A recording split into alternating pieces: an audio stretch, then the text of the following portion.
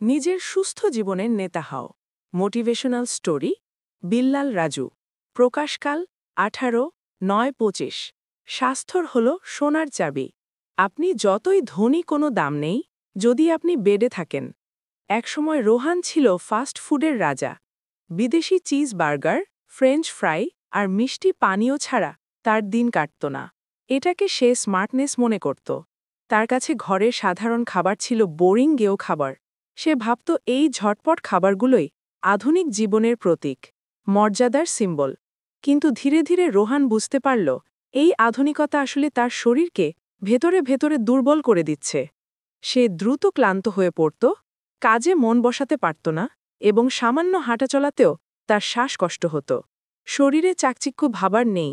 একদিন স্কুলের বাস্কেটবল ম্যাচে সে মাঠে পড়ে গেল, কারণ তার শরীরে আর খেলার মতো শক্তি ছিল না। শরীর সাপোর্ট করছিল না। সে এই জীবনের মোড় ঘুরানোর চেষ্টা করতে লাগল। রোহান ভাবল, এই স্বাদ কি সত্যিই আমার স্বাস্থ্যের চেয়ে মূল্যবান? সে বুঝতে পারল বিদেশি ফাস্ট ফুডগুলো কেবল স্বাদের মায়া, যা এক টুকরো আনন্দের বিনিময়ে শরীরের মূল্যবান শক্তি কেড়ে নেয়, জীবনী শক্তি ক্ষয় করে।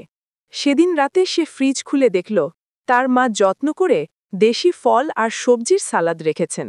পরের দিন থেকে রোহান বিদেশি ফাস্ট ফুডের মায়া কাটিয়ে দেশি, টাটকা খাবারের দিকে ঝুঁকতে শুরু করল ধীরে ধীরে।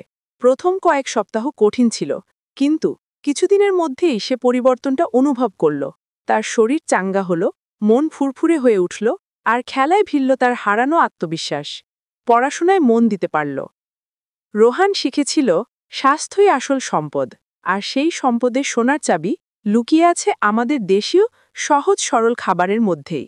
বাইরের চাকচিক্যের পেছনে না ছুটে নিজের শরীরের প্রতি মনোযোগ দিলে জীবন সত্যিই সুন্দর হয়। সে এখন অন্যদেরও অনুপ্রাণিত করে বলে, বিদেশি স্বাদের দাসত্ব নয়, নিজের সুস্থ জীবনের নেতা হও, দেশি কালচারে অভ্যস্ত হও। এতে শরীর, মন, অর্থ, স্বাস্থ্য সবই রক্ষা পাবে। মনে রাখবে, শরীর ফিট তো আপনি হিট। আল্লাহ পাক সবাইকে শুভ বুদ্ধি দান করুন। আমিন।